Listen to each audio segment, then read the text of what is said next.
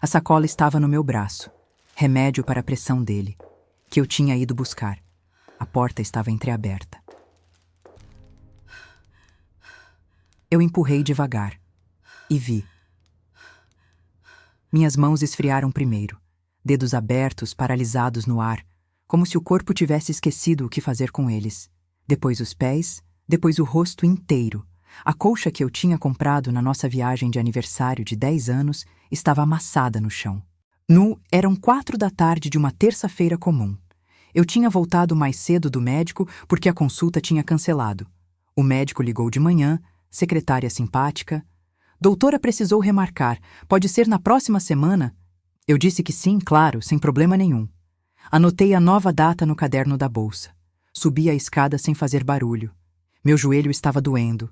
Não foi intencional, não foi planejado. Foi só o joelho que doía. E eu fiquei parada no vão daquela porta. Olhei para o anel na minha mão esquerda. Ouro amarelo, faixa lisa, 16 anos naquele dedo. Não gritei. Não sei porquê. Só sei que não gritei.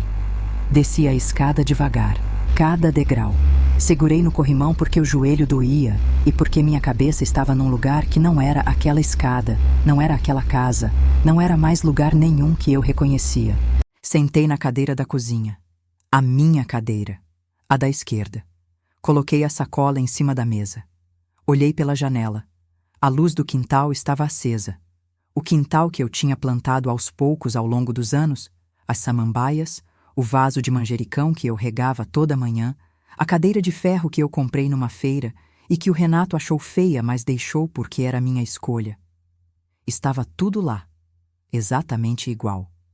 O mundo não tinha parado, só eu. Respirei uma vez, devagar. E foi ali que eu entendi uma coisa que ia mudar tudo. Eu não estava surpresa. Eu estava com raiva de mim mesma por não estar surpresa. Essa raiva específica, foi o que me salvou. Mas eu precisava chegar até ela primeiro, e o caminho não foi curto. 43 anos. Joelho ruim do lado esquerdo desde uma queda idiota numa escada de supermercado em 2021. Cabelo castanho escuro, comprido, que eu usava sempre preso porque não havia tempo. E quando havia tempo, eu usava para outra coisa que não eu mesma. Unha sempre feita porque isso eu me permitia. Uma coisa pequena, 15 dias entre uma e outra, que eu chamava de meu luxo. Acordava às 5h40, todo dia. Antes de qualquer coisa, antes de escovar o dente, antes do banheiro, eu ia para a cozinha e colocava o café dele. Não porque ele fosse pedir, mas porque eu tinha feito isso por tanto tempo que meu corpo acordava sabendo o que precisava fazer. Como se a primeira função do meu dia fosse ele, não eu. Eu era a mulher que deixava bilhetinho na geladeira. Às vezes, só escrevia "te amo". Às vezes, desenhava uma carinha à mão, de caneta azul, porque eu achava que ele precisava de leveza no dia. Uma carinha ridícula, olhinho e sorriso, que eu fazia em 3 segundos, mas que eu achava que valia alguma coisa. Talvez valesse. Só não para quem eu achava que valia. Me chamo Carla. Trabalhei 12 anos como auxiliar administrativa numa cooperativa de crédito. Entrei aos 22. Passei por 3 gerentes diferentes, 2 processos de reestruturação, uma fusão com outra cooperativa que assustou a todos e, no fim, não mudou quase nada. Aprendi a fazer de tudo um pouco. Folha de pagamento, controle de estoque, conciliação bancária, atendimento, arquivo. Não era glamuroso, mas eu sabia o que estava fazendo e sabia fazer bem. Casei com Renato em 2009, numa cerimônia pequena no salão da nossa rua. Bolo de fita, grinalda comprada no centro, fotógrafo que era sobrinho de alguém e cobrou barato porque ainda estava aprendendo. As fotos saíram um pouco embaçadas. A minha veste estava branca, mas parecia levemente amarelada nas fotos por causa da iluminação do salão. Minha mãe ficou brava com o fotógrafo. Eu disse que não importava. A gente estava lá. Isso era o que importava. Ou era o que eu achava que importava. 16 anos depois, eu ia descobrir que tinha me enganado sobre muita coisa. Mas antes de chegar lá, eu preciso te contar o que aconteceu antes. Porque a traição não começou no quarto. Ela começou muito antes, e eu estava vendo tudo. Só não sabia ler aquela língua ainda. O primeiro sinal veio num sábado de março.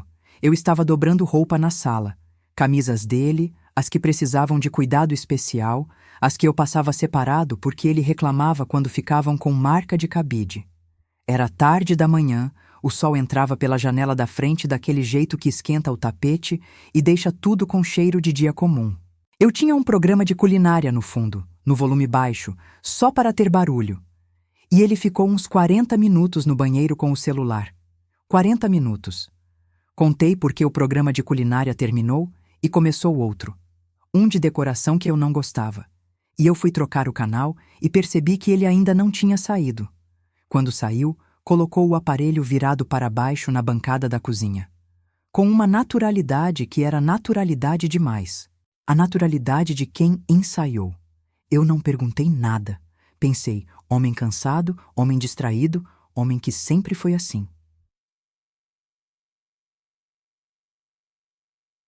Dobrei mais uma camisa, passei a mão na gola para deixar esticada. Coloquei em cima da pilha, engoli aquele sinal sem mastigar. Tinha muito para dobrar ainda. Continuei. O segundo sinal veio quando minha cunhada Sônia fez aniversário. Estávamos todos na mesa. Eu, o Renato, os filhos dela, alguns primos, a mãe dela que estava visitando de outra cidade. Mesa farta, do jeito que a Sônia gostava de fazer. Muita comida, louças combinando, guardanapo de pano dobrado em triângulo. Ela tinha orgulho de receber bem. Barulho de gente que se conhece há anos. Aquele barulho confortável, cheio de histórias que se sobrepõem, de risadas em cima de risadas. Em algum momento ela olhou para o Renato de um jeito estranho. Foi um segundo. Só um segundo. Mas foi o tipo de segundo que a gente carrega sem saber que está carregando. Que vai para algum lugar fundo, numa gaveta que a gente só abre mais tarde, quando já é tarde demais. Depois, ela desviou o olhar para mim com um sorriso largo demais. Largo demais para o momento. Para um momento em que ninguém tinha feito piada, ninguém tinha dito nada engraçado, não havia motivo para aquele sorriso daquele tamanho. Na hora, eu pensei que tinha alguma coisa no meu dente. Passei a língua com discrição. Não tinha nada. Hoje eu sei exatamente o que era aquele sorriso. Era desconforto. Era culpa. Era o sorriso torto de quem sabe de algo que você não sabe e não consegue segurar a expressão direito. Era o sorriso de quem está tentando parecer normal enquanto por dentro está em pânico. Mas naquela noite eu vim para casa. Lavei a louça do jantar que eu tinha trazido na travessa. O arroz que eu tinha levado já estava vazio, mas a farofa que a Sônia pediu que eu fizesse tinha sobrado um pouco. E fui dormir achando que estava tudo bem. Eu preferi acreditar nas minhas próprias explicações. É mais fácil. É muito mais fácil do que acreditar na coisa que você não quer acreditar. O terceiro sinal foi a Débora. Ela tinha chegado para trabalhar com a gente 6 meses antes. 24 anos, vinda de Minas, recomendada por uma conhecida da cooperativa que jurou que ela era de confiança e trabalhadora. Muito caprichosa, você vai ver, foi o que essa conhecida disse. Gostei dela de começo. Era quieta, esforçada. Lavava a louça sem ser mandada. Varrecia o quintal antes de eu lembrar de pedir. Quando chegava de manhã, já deixava a casa cheirando a produto de limpeza antes de eu sair para o trabalho. Eu me sentia aliviada. Era difícil encontrar alguém assim. Mas eu comecei a notar uma coisa pequena. Quando eu chegava em casa, fosse às 6 da tarde, fosse mais cedo, fosse em qualquer horário, ela estava sempre um pouco arrumada demais para quem tinha passado o dia limpando casa. Cabelo penteado, não preso no coque de trabalho. Penteado, solto, escovado. Do jeito que se penteia quando se quer ser vista. Blusinha sem nenhuma mancha de produto de limpeza. Sem aquela umidade no punho de quem esfregou o banheiro. Limpa demais para quem tinha trabalhado o dia todo. Um perfume leve que eu sentia quando passava por ela no corredor. Discreto, mas presente. Eu pensei, capricho. Geração nova, se cuida mais. Rede social, essas meninas aprendem a se arrumar desde cedo. Pensei, é jovem, gosta de se arrumar. Pensei em tudo menos na coisa certa. O que me dói não é o que eu vi naquele quarto. O que me dói é que eu tinha material suficiente para entender meses antes. Cada sinal estava ali, na ordem certa, com intervalos razoáveis, como se a vida tivesse me dado chances de parar antes de chegar lá. E eu escolhi não entender. Essa escolha me custou mais do que eu consigo calcular ainda.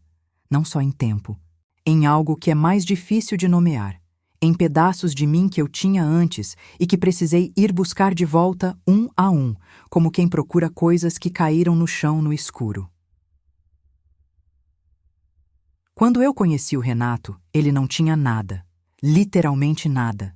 Era 2007. Eu tinha 25 anos e ele 28. Ele trabalhava num depósito de materiais de construção. Carregava peso o dia inteiro, chegava em casa com as costas doendo, contava os centavos no final do mês. Sonhava em ter uma distribuidora própria. Me contou isso na segunda vez que a gente se viu, sentado na beira de uma praça com um refrigerante de 2 litros, dividido entre nós dois, porque era o que cabia no bolso dele naquele dia. Eu achei bonito. Achei que homem com sonho era homem que ia chegar em algum lugar. Que aquela determinação tranquila, aquele jeito de falar sobre o futuro, como se já estivesse decidido, era algo raro. Algo que eu queria estar perto. E acreditei nele antes de qualquer banco acreditar. Antes de qualquer parente acreditar. Muito antes do próprio Renato acreditar em si mesmo. Tinha noites em que ele chegava desanimado, achando que nunca ia conseguir sair do depósito.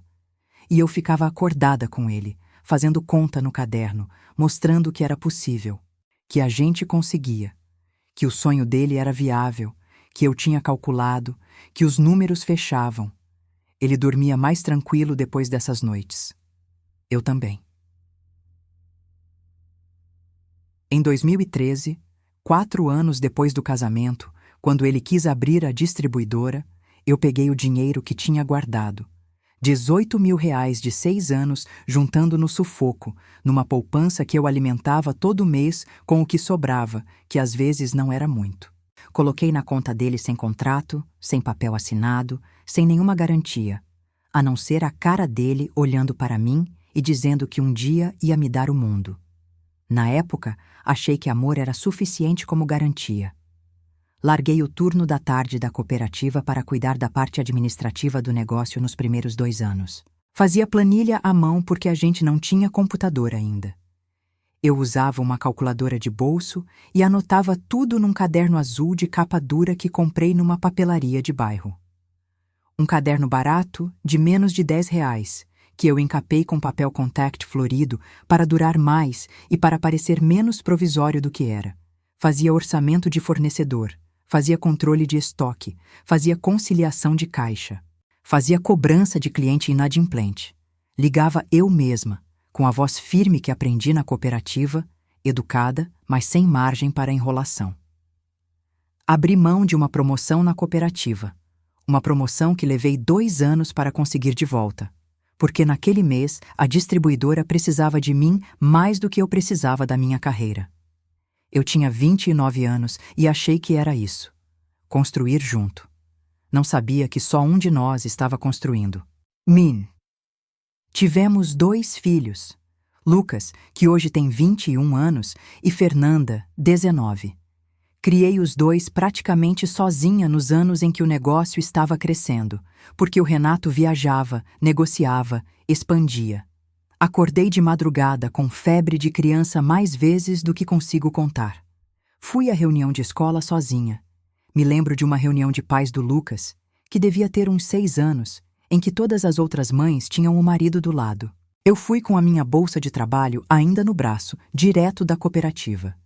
Me sentei na cadeirinha pequena de criança, com a bolsa no colo, e fingi que estava normal.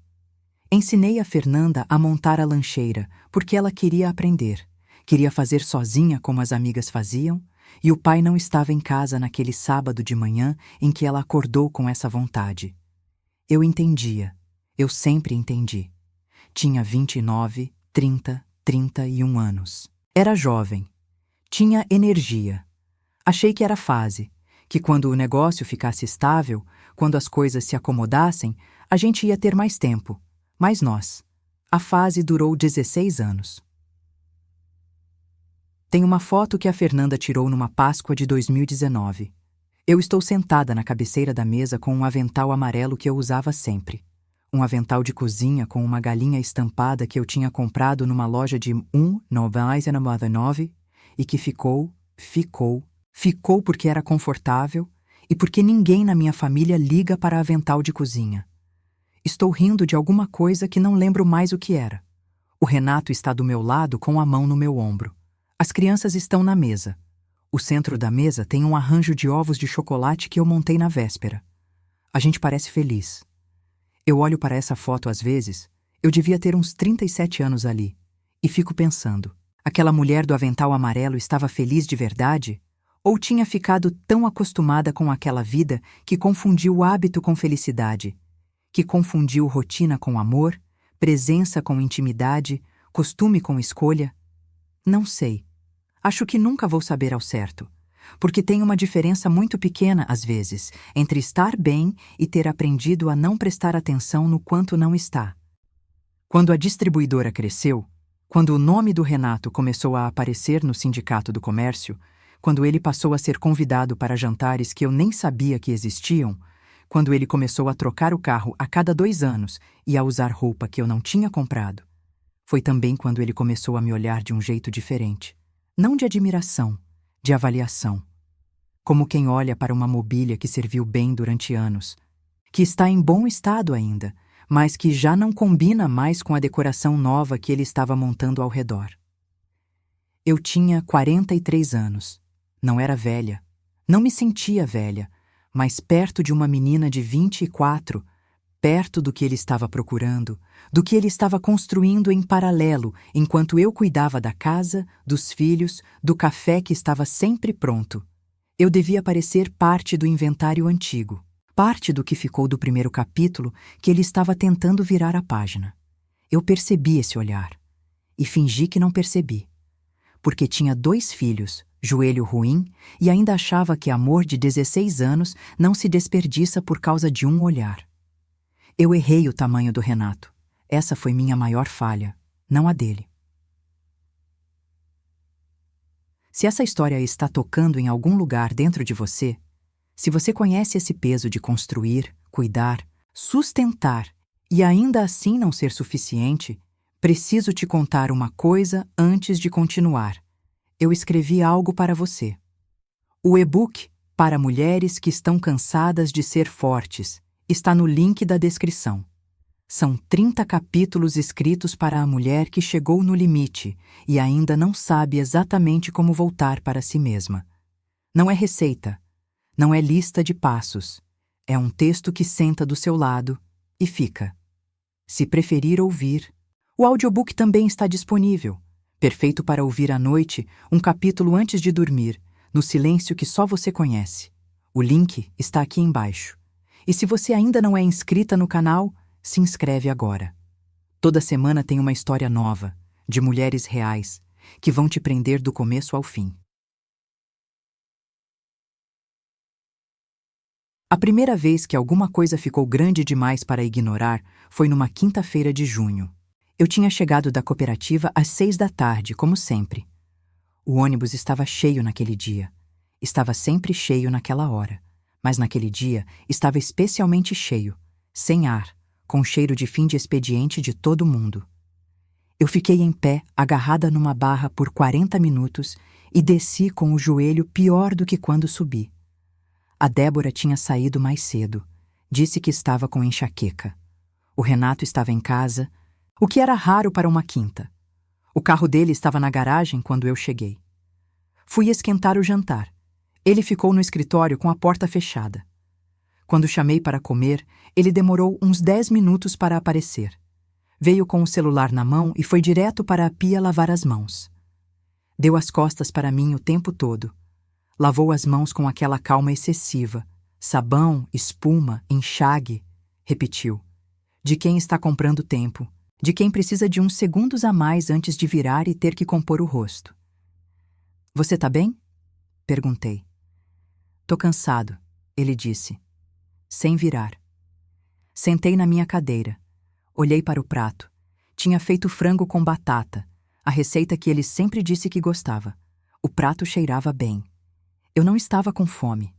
Escutei o barulho dele lavando as mãos com aquela precisão de quem está fazendo uma coisa, mas pensando em outra completamente diferente. Aquele cansaço que não era cansaço. Eu engoli aquilo também. 2 semanas depois, a Sônia me ligou. Não era do feitio dela ligar sem motivo aparente. A Sônia mandava mensagem. Quando ligava era coisa séria ou era data comemorativa. E não era nenhuma das duas. Carla, eu preciso te contar uma coisa. Ela começou, e eu já senti o estômago apertar. Aquela pedra quente que desce devagar e para no meio do caminho. O tipo de abertura de frase que a gente aprende a temer. Mas ela não conseguiu terminar. Ficou enrolando.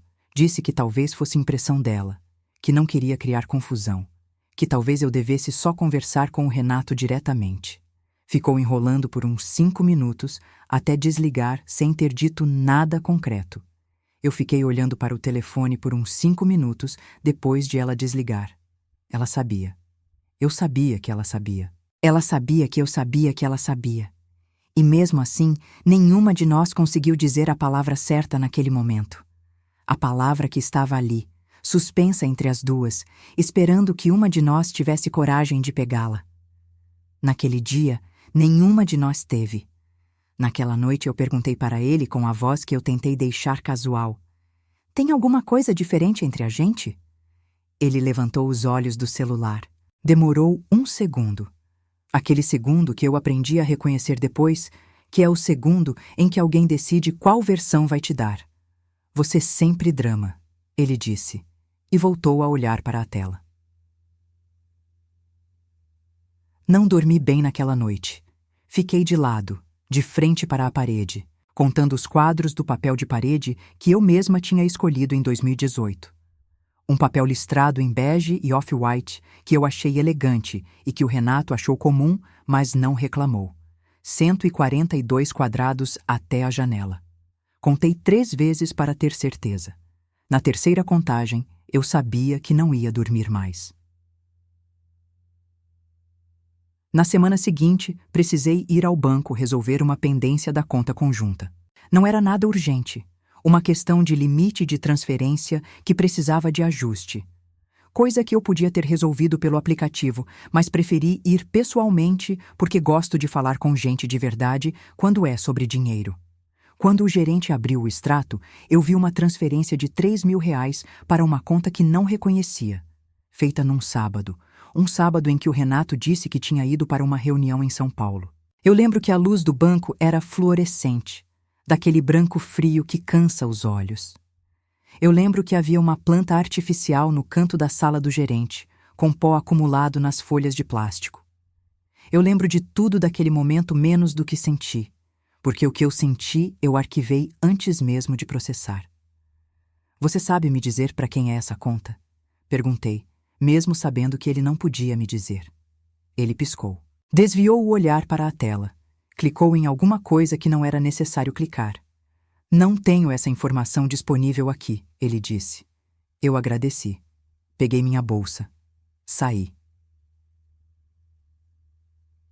Na mesma noite, tentei mostrar o extrato para o Renato. Carla, ele falou antes de eu terminar a frase. Eu só quero entender. É coisa do negócio, você não entende de finanças empresariais. Eu fiz a planilha desse negócio à mão durante 2 anos. 10 anos atrás. O negócio cresceu. As coisas ficaram mais complexas. Deixa pra lá. Ele fechou o laptop. Devagar, com aquela calma que era impaciência disfarçada. Se levantou. Foi tomar banho sem mais nada. Eu fiquei na mesa com o extrato impresso na mão. Tinha pedido para o gerente imprimir. Presentimento. e aquela sensação de encolhimento que eu não sabia nomear na época, mas que sei nomear agora. Alguém tinha me encolhido devagar, ao longo dos anos, sem pressa e sem que eu percebesse. Encolhido como se encolhe papel molhado, suavemente, naturalmente, sem que ninguém precise forçar nada. Até eu caber num espaço muito menor do que eu ocupava quando tinha 25 anos e dividia refrigerante numa praça com um homem que dizia que ia me dar o mundo. O pior confronto foi um mês antes do flagrante. Eu estava passando roupa no quarto. As camisas dele, de novo, sempre as camisas dele, quando achei, no bolso da calça que eu ia dobrar, um recibo de restaurante. Um lugar que eu não conhecia. Data de uma sexta-feira em que ele tinha dito que estava num jantar de negócios. 2 pratos, 2 taças de vinho, uma sobremesa. Total, R$ 240. Fiquei olhando para aquele papel por uns 30 segundos. Levei o recibo para ele na sala. "O que é isso?" perguntei. Mostrei o papel. Ele olhou, deu um suspiro longo, daquele que significa que está explicando coisa óbvia para a criança, daquele que diz que a sua pergunta em si já é um problema. "Cliente importante. Precisei impressionar. Você pediu sobremesa para cliente?"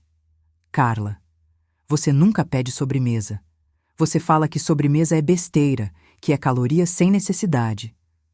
Eu mudei. Olhei para ele. "Renato." Me olha nos olhos e me diz que não tem nada acontecendo. Ele me olhou, direto, sem piscar, sem desviar, com uma firmeza que eu na época li como honestidade e que hoje sei que era treinamento. "Não tem nada acontecendo. Para de ser paranoica. Eu guardei o recibo." Dobrei. Coloquei na gaveta do meu criado mudo, embaixo do caderno de endereços que eu não usava mais desde que tudo foi para o celular. Não guardei porque acreditei. Guardei porque parte de mim ainda queria acreditar que estava errada, que estava sendo paranoica, que o homem com quem eu tinha dormido por 16 anos, que eu tinha ajudado a construir do zero, que eu tinha levantado quando ele queria desistir, que esse homem não era capaz daquilo. Essa parte de mim foi a mais cara de todas. Custou caro demais. A porta estava entreaberta. Eu empurrei devagar. Vi. Minhas mãos esfriaram primeiro, depois os pés. Aquela sensação estranha de pisar em chão molhado sem estar esperando. De quando o corpo recebe uma informação que a cabeça ainda não processou. Depois o rosto, que ficou sem temperatura nenhuma, como se o sangue tivesse tomado uma decisão de ir para outro lugar sem me avisar. A sacola ainda estava no meu braço. O cabo de plástico branco da farmácia. Remédio para a pressão dele. Que eu tinha ido buscar na farmácia do bairro, a da esquina, onde a farmacêutica já me conhecia de anos e sempre perguntava como eu estava. Não gritei. Fiquei parada no vão da porta. Por quanto tempo, não sei. O tempo parou de funcionar do jeito normal. Pode ter sido 30 segundos, pode ter sido 2 minutos. Não tenho como saber por que o tempo faz isso em certos momentos.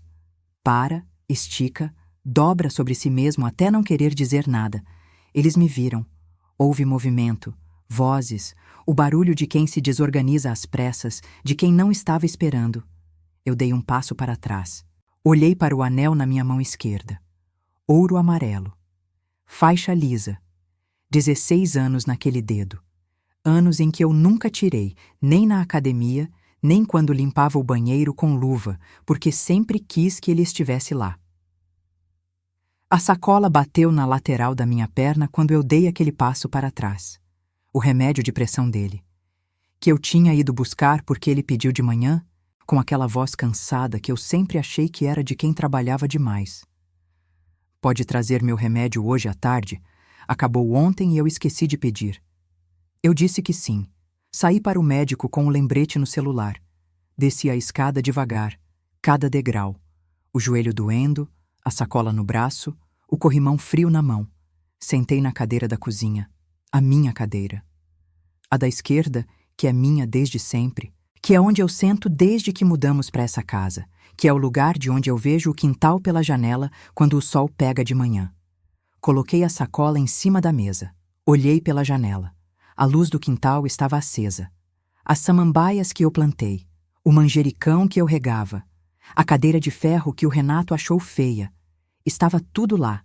E então, só então, depois do frio nas mãos e nos pés e no rosto, vieram os pensamentos. Assim, o primeiro pensamento não foi raiva, não foi choro, não foi nem o nome dela. O primeiro pensamento foi a colcha. A colcha que eu comprei naquela viagem de aniversário estava no chão.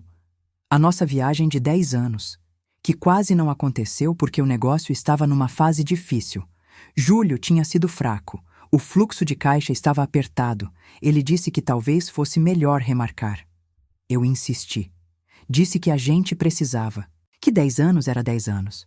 Pesquisei hotel, pesquisei preço, encontrei uma promoção num resort no Nordeste que cabia no orçamento se a gente fosse fora de alta temporada. Eu que planejei, eu que reservei, eu que economizei os meses anteriores para não sentir no bolso. A colcha estava na vitrine da loja do resort, numa tarde em que a gente foi passear. Era cara para o que eu costumava gastar em roupa de cama. Eu comprei assim mesmo porque era bonita e porque aquela viagem precisava ter alguma coisa que ficasse. Alguma coisa concreta que eu pudesse trazer para casa e que provasse que aconteceu. A colcha estava no chão do meu quarto.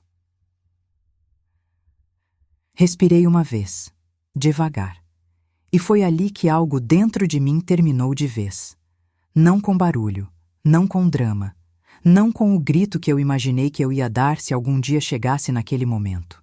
Com a mesma quietude de uma luz que se apaga quando ninguém está olhando. Ele desceu uns 15 minutos depois. Ela tinha ido embora pela porta de serviço. Eu ouvi o barulho do portão de serviço fechando. Um barulho específico, metálico, com um chiado no fim porque a dobradiça precisava de óleo e eu sempre ia lembrar de pedir para alguém olhar isso e sempre esquecia. Eu tinha ouvido aquele barulho centenas de vezes. Ele ficou parado na entrada da cozinha. Camisa aberta. Cabelo levemente despenteado, diferente do jeito arrumado que ele mantinha no trabalho. Os olhos procurando onde pousar, no chão, na bancada, na sacola em cima da mesa, em qualquer lugar menos em mim. Carla, não respondi. A gente precisa conversar. Me levantei, peguei a sacola, abri, tirei a caixinha de remédio, coloquei do lado da pia, à esquerda da torneira. No lugar onde a gente sempre colocava os remedinhos do dia a dia, onde tinha o analgésico, o antiácido, o colírio que ele usava às vezes. Coloquei no lugar de sempre, com cuidado, como se aquilo ainda fosse necessário, e fui para o quarto de hóspedes. Fechei a porta, sem trancar. Não precisava. Não havia mais nada do lado de fora daquela porta que eu precisasse me proteger.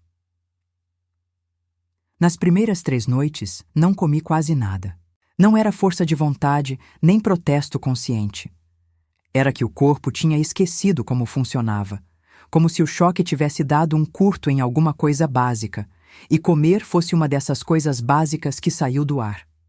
Eu sentava na mesa na hora do jantar porque era o que eu sempre fazia, e ficava olhando para o prato sem conseguir levantar o garfo. O estômago estava fechado como uma porta emperrada. O cheiro de comida, que eu sempre gostei, parecia distante, de outro contexto, de outra pessoa. No segundo dia, o Lucas me mandou mensagem. Ele mora no interior, numa cidade de estágio, perguntando como eu estava. Eu respondi que estava bem. Ele acreditou porque eu sempre estava bem. No terceiro dia, bebi um copo de suco de caixinha que estava na geladeira. Suco de uva. Achei que era progresso. Fui para a cama às 8 da noite e fiquei olhando para o teto até meia-noite. No teto não tinha nada. Só uma mancha de umidade que eu sempre disse que ia mandar consertar e que nunca mandei. Na quarta noite, desmanchei. Não foi uma decisão. Foi o corpo decidindo por mim, naquele jeito que o corpo tem de fazer quando aguenta o máximo que consegue aguentar. Foi o choro que a gente faz quando está sozinha e não tem mais por que controlar. Aquele choro feio, engasgado, que sai em ondas e que não tem nada de bonito ou cinematográfico, que não parece catarse de filme que parece só dor bruta saindo pelo único caminho disponível. Eu estava no chão do banheiro. Não sei como fui parar no chão. Não me lembro de ter descido da cama e caminhado até lá, com a mão pressionada contra a boca para não fazer barulho às 2 da manhã. Eu tinha 43 anos e estava no chão do banheiro às 2 da manhã. Essa frase ficou na minha cabeça por dias. Depois me levantei, lavei o rosto com água fria, demorou um pouco até a respiração regularizar. Voltei para a cama. O sol nasceu. O dia começou, sem me perguntar se eu estava pronta. A Fernanda descobriu 3 dias depois. Alguém tinha contado. Até hoje eu não sei quem, e já não quero saber. Ela veio numa tarde de chuva miúda. Daquela chuva de fim de tarde que não molha, mas que deixa tudo cinza. Os olhos vermelhos, as mãos inquietas, sem saber onde colocá-las. No colo, na mesa, no copo d'água que ela pediu e não bebeu. Ficou sentada na minha frente dizendo, "Mãe", de vez em quando, sem conseguir completar a frase. Minha filha de 19 anos, que ainda está descobrindo o mundo, que ainda está descobrindo ela mesma, sem palavras na minha frente. Em algum momento ela disse, com a voz de quem está tentando encontrar uma saída que não existe, "Mãe, talvez a gente precise ouvir o lado dele também. Não foi maldade. Eu sei que não foi. Era o desespero de quem quer resolver e não sabe como, de quem quer que a mãe fique bem e não consegue imaginar outro caminho a não ser tentar costurar o que foi rasgado. Mas doeu. Me fez sentir sozinha dentro da minha própria dor, com minha filha, sentada a 1 metro de distância, com ela do meu lado, mas em outro lugar completamente. "Tá bom, Fernanda", eu disse. Ela percebeu que tinha errado. Ficou mais 1 hora, me fez chá de camomila. Ficou sentada em silêncio comigo, sem tentar mais resolver. Mas o que foi dito não voltou. Ficou lá, flutuando entre nós, até ela ir embora. A semana mais difícil foi a terceira. O bairro sabia. Descobri da pior forma possível. Não pela Sônia, não por alguém próximo. Num supermercado, numa manhã de quarta-feira que devia ter sido absolutamente comum.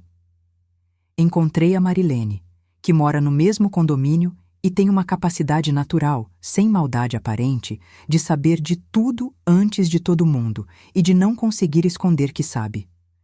Ela me olhou com aquela cabeça levemente inclinada para o lado, sorriso apertado nos cantos da boca, olhos que já tinham informação demais para a situação.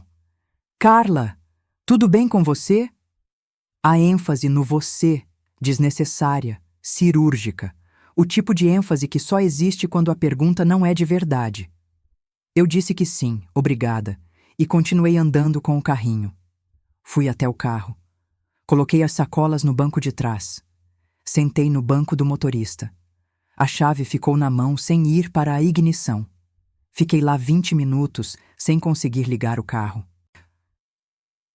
Vieram pensamentos que me envergonham até hoje, mas vieram, e eu preciso ser honesta sobre isso porque acho que você também os conhece.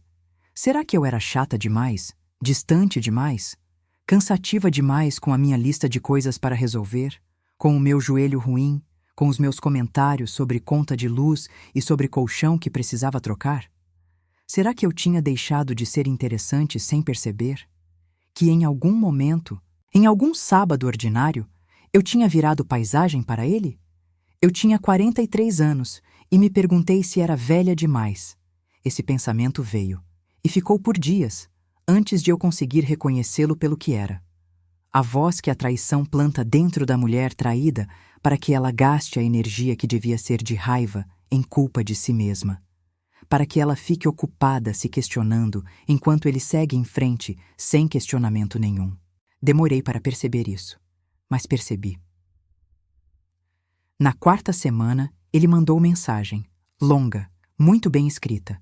O Renato sempre foi bom com palavras quando precisava, sempre soube qual tom usar para cada situação. Dizia que tinha errado, que estava arrependido, que ia dispensar a Débora imediatamente, que o que aconteceu tinha sido uma fraqueza, que 16 anos de história não se jogam fora. Dizia que me amava. Li 3 vezes. Fiquei com o celular na mão por 1 hora sentada na cama do quarto de hóspedes, olhando para aquelas palavras. Tem uma parte da gente, depois de tanto tempo com alguém, que não é amor. É hábito tão profundo que parece amor, que tem a forma do amor, que ocupa o espaço do amor, que a gente não consegue distinguir do amor até parar de ter. É o café da manhã que a gente faz junto ou um para o outro. É o barulho específico que ele faz quando está dormindo. Aquele barulho que a gente aprende a ignorar e que de repente faz falta no silêncio. É saber que tem alguém do outro lado quando o dia foi difícil. Alguém que não precisa nem entender o que aconteceu, que só precisa estar lá. Senti esse peso todo naquela hora, como pedra física no peito, como a gravidade aumentando só naquele ponto. E quase respondi. Quase. Ué.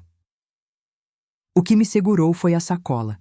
Me lembrei da sacola do remédio no meu braço enquanto subia a escada. Eu tinha ido buscar remédio para ele. Naquele momento exato, naquele momento específico em que ele estava naquele quarto com ela, eu estava na farmácia da esquina, esperando a farmacêutica separar o medicamento, pagando com o cartão, colocando no cabo branco de plástico, subindo a escada com o joelho doendo para entregar. Eu estava cuidando dele. Não respondi a mensagem, não foi heróico, não foi fácil. Foi a coisa mais exaustiva que eu já fiz na minha vida. Não fazer nada. Segurar o telefone e não apertar nenhuma tecla. Deixar aquelas palavras ficarem sem resposta porque eu sabia que se eu respondesse qualquer coisa, mesmo só preciso de tempo, estava abrindo uma porta que eu não podia mais abrir. Passei a noite inteira acordada. Às 4 da manhã, tirei o anel do dedo. A primeira vez em 16 anos. O dedo ficou com uma marca leve, uma linha de pele levemente mais clara, onde o ouro tinha estado. Coloquei o anel na mesinha de cabeceira. Olhei para ele por um tempo, aquele brilho opaco do ouro velho, que não reluz como o ouro novo, que tem a textura de algo que foi usado muito. E dormi. Antes de continuar, eu sei que você está aqui, e talvez seja tarde da noite onde você está. Talvez você já tenha passado por isso. Talvez esteja passando agora. Talvez conheça alguém que está nesse lugar escuro e não sabe como nomear o que sente. O audiobook, para mulheres que estão cansadas de ser fortes, foi feito para esse horário, para ser ouvido no silêncio da sua noite, um capítulo antes de dormir, enquanto você ainda está processando tudo que o dia trouxe. São 30 capítulos que vão te acompanhar de volta para você mesma. O e-book também está disponível, se preferir ler. Os dois estão no link da descrição aqui embaixo. E se ainda não é inscrita no canal, o botão está aqui. Compartilha esse vídeo com uma amiga que precisa ouvir essa história. O primeiro ato concreto foi numa segunda-feira. Me levantei, fui ao banheiro e lavei o cabelo. Parece nada, mas fazia 11 dias que eu não lavava o cabelo. Usava preso o tempo todo, num coque sem graça, apertado na nuca, porque não havia energia para mais do que isso. Para segurar o elástico era energia suficiente. Para shampoo e condicionador e o tempo que levava para secar, não era. Naquela segunda, coloquei shampoo. Esfreguei o couro cabeludo com os dedos, devagar, aquele tipo de esfregão que a gente faz quando quer realmente limpar e não só cumprir o gesto. Deixei a água quente cair por mais tempo do que o necessário. Condicionei. Enxaguei devagar, deixando a água escorrer pelo pescoço, pelos ombros. Sequei com a toalha. Me olhei no espelho. Não estava bem. Os olhos estavam fundos, com aquele vermelho residual de quem chorou muito e dormiu pouco. O rosto estava diferente. Mais sério, mais esguio, como se algumas coisas que ficavam no rosto tivessem sido subtraídas, mas estava de pé. Era o suficiente para aquele dia. Nos dias seguintes, fui retomando coisas na ordem que conseguia. No 14º dia, saí para caminhar de manhã. 10 minutos não mais, porque o joelho não estava cooperando e porque 10 minutos era o que eu tinha coragem de propor para mim mesma. O quintal não contava. Precisava ser a rua. O ar de fora, que era diferente do ar de dentro. As pernas estavam pesadas, como quando a gente fica muito tempo parada e o corpo esquece o ritmo. O joelho doía como sempre, mas o ar era diferente, mais frio, mais real, com cheiro de manhã que não tinha dentro de casa. Cheguei no portão, virei à esquerda, andei até o final da quadra, voltei. 10 minutos. Entrei, fiz café, sentei na cadeira da esquerda. Parecia progresso. Era progresso. No 18º dia, liguei para minha amiga Graça, que eu não via há meses, porque a vida tinha ido separando as coisas aos poucos. Como a vida faz quando a gente deixa ela ir separando, quando a gente não força a permanência das pessoas que importam. Ela atendeu no segundo toque, com aquela voz dela de quem está sempre disposta. Não fiz explicação longa. Disse apenas que tinha acontecido uma coisa e que precisava tomar um café com ela. Ela disse, hoje de tarde? Eu disse, hoje de tarde. Tu não? A Graça é do tipo que não enche de conselho, não analisa, não sugere, não faz aquela coisa de virar o problema de todos os lados para encontrar o que você deveria ter feito diferente. Ficou comigo das 3 às 7 da tarde num café perto da casa dela. Um café simples, de bairro, com mesinhas pequenas e cadeiras que não combinavam entre si. Ouvindo. Pediu só café e bolo de fubá. Não disse que eu estava melhor do que ele merecia. Não disse guerreira. Não disse que eu ia passar por isso e ia sair mais forte. Não disse nada motivacional. Só ficou. Às vezes é só isso que a gente precisa. Não conselho, não análise, só alguém que fica. Quando me despedi na porta do café, ela me abraçou forte. Daquele abraço que não é protocolo, que é real, que a gente sente nos ombros de verdade. E disse baixinho, você não tá sozinha, Carla. Eu chorei no carro. Com a chave na ignição, mas o carro parado. Mas era um choro diferente do chão do banheiro. Era um choro de alívio. De quem encontrou uma saída pequena, não a saída, só uma saída pequena, e precisa atravessá-la antes de pensar na próxima. 2 semanas depois, liguei para o Dr. Humberto, advogado que eu conhecera anos atrás através da cooperativa, quando precisamos de assessoria jurídica para um processo trabalhista. Um homem direto, seco, que não desperdiçava palavra. Liguei com a voz que ainda tremia um pouco nos finais de frase. Marquei uma consulta para a semana seguinte.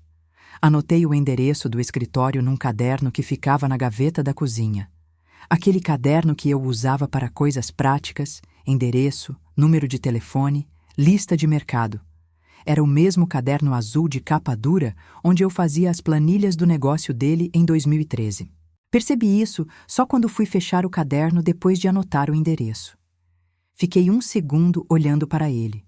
A capa com papel contact florido, um pouco descascado nas bordas depois de tantos anos. Coloquei na bolsa e fui. 2 meses depois, eu tinha documentação suficiente para entender o tamanho do que precisava ser feito. Eu sabia onde estavam os bens registrados. Eu sabia o valor aproximado do negócio. Tinha feito planilha por 2 anos, lembra? Não tinha esquecido como se fazia conta. Não tinha esquecido onde as coisas costumam estar escondidas quando alguém não quer que sejam encontradas. O Dr. Humberto disse, na 3ª reunião, que eu entendia mais de contabilidade empresarial do que muitas pessoas que ele atendia com diploma na parede. Agradeci. Guardei o comentário para mim. Mas saí daquela reunião com um passo diferente. Não mais largo, não mais rápido, só mais firme, como quem sabe para onde está indo. O dia em que percebi que estava um pouco bem, não completamente, não ainda, mas um pouco, foi numa manhã de outubro, 3 meses depois de tudo. Estava fazendo café. O sol entrava pela janela da cozinha daquele jeito oblíquo que só acontece no outono.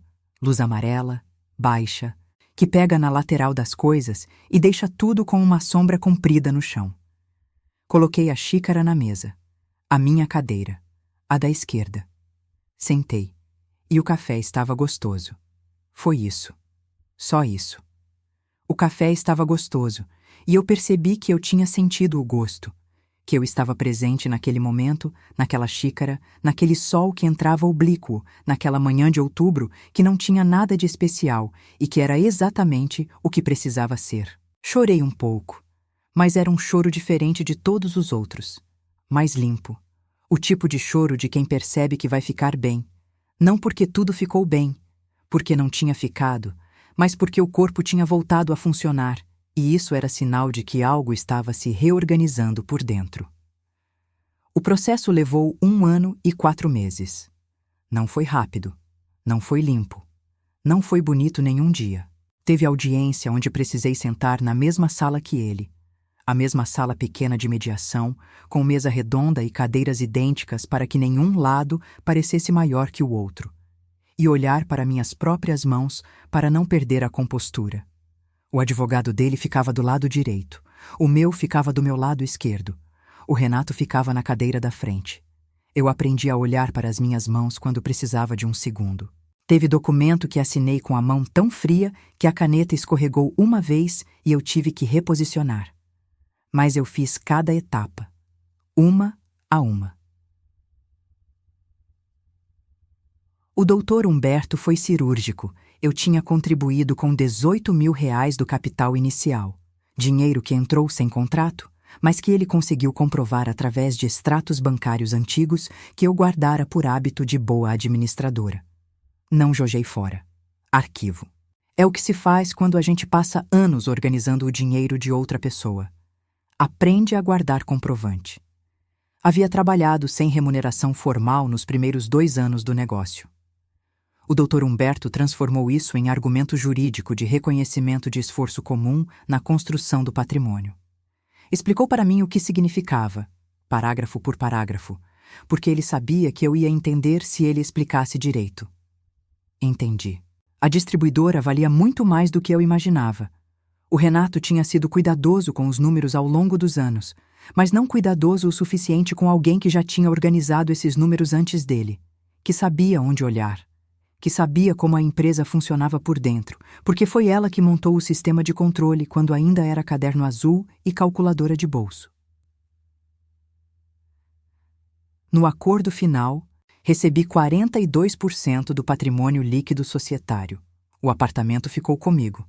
Estava no meu nome desde que compramos, em 2015, porque naquela época o crédito dele estava comprometido e eu era quem tinha renda comprovada e histórico bancário limpo. Na época, eu não pensei muito sobre estar no meu nome. Agora penso. Ele ficou com a distribuidora e com a Débora, que, segundo a Sônia, que finalmente me contou tudo numa tarde em que as duas ficamos horas conversando, estava com ele há 18 meses antes do flagrante. 18 meses de almoços que eram reuniões, de sábados que eram viagens de negócio, de transferências bancárias que eram coisas do negócio que eu não entendia, de finanças empresariais para questionar. 18 meses de sacolas de remédio que eu fui buscar. Eu não precisei fazer nada com essa informação. Não havia nada para fazer. Só guardei, não de mágoa, mas de entendimento final, de que eu estava absolutamente certa em ir embora. 5 meses depois do acordo assinado, a Sônia me mandou uma mensagem curta, sem preâmbulo, do jeito dela, direta. Carla, a Débora foi embora. Disse que ele mudou depois da separação e que não era o que ela esperava. Pensei em te contar. Eu li. Coloquei o celular na mesa, de frente para cima dessa vez. Olhei para a xícara de café. Não senti alegria. Não senti pena. Não senti satisfação de vingança, que às vezes a gente imagina que vai sentir nessas horas e que raramente vem do jeito que a gente imagina. Senti a ausência de sentimento.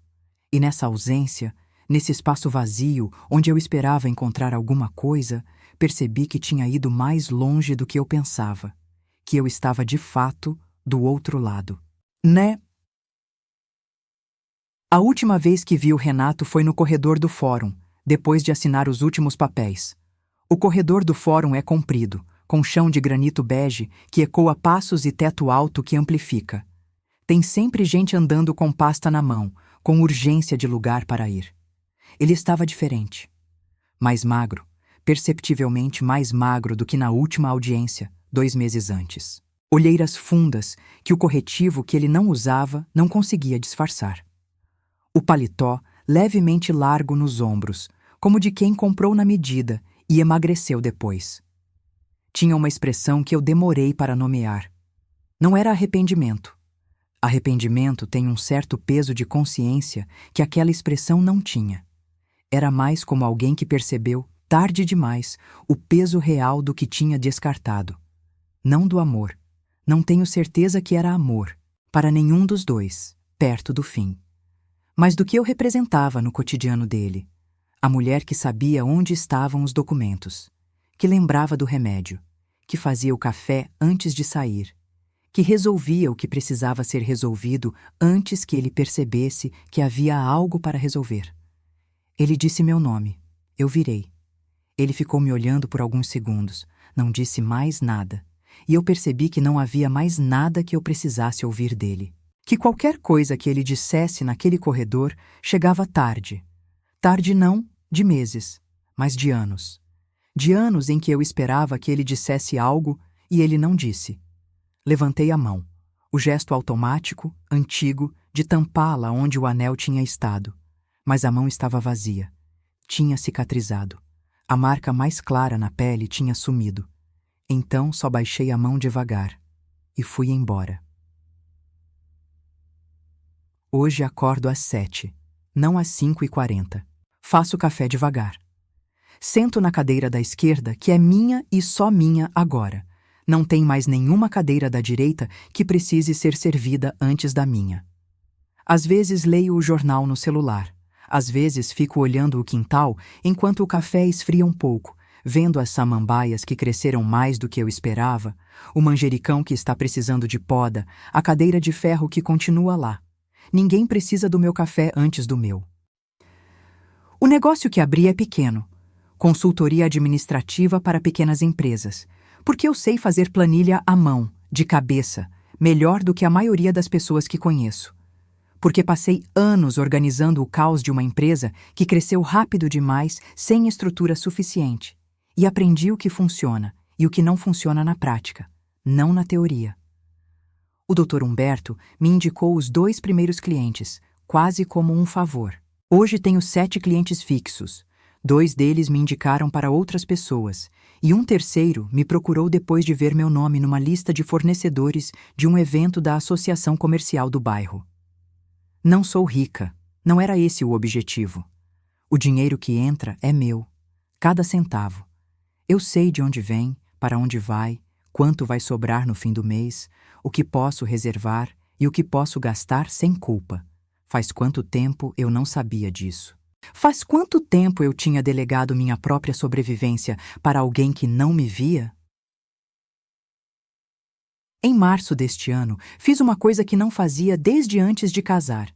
Viajei sozinha, 3 dias no litoral. Uma pousada pequena que uma cliente minha indicou com entusiasmo, com café da manhã incluso e varanda com cadeiras de madeira voltadas para o mar. Cheguei de tarde com uma mala pequena que eu carreguei eu mesma, sem pedir ajuda para ninguém. Deixei a mala no quarto, peguei a chave, fui para a varanda. Fiquei lá sentada até o sol se pôr, sem celular, sem livro, sem nada para fazer.